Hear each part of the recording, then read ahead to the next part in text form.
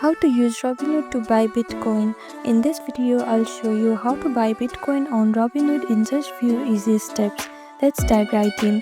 First, make sure you have downloaded Robinhood app on your phone.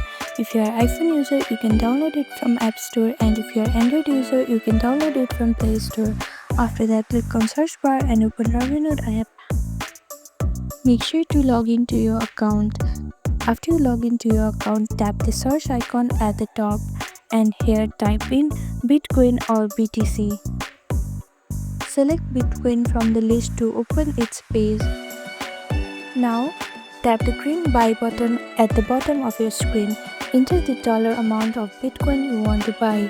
You can invest with as little as $1. Tap review, then swipe up to submit your order, and done.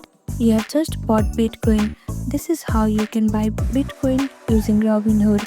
Thank you for watching this video. Please do not forget to like, share and subscribe to our channel, and comment down below if you have any other queries. Thank you.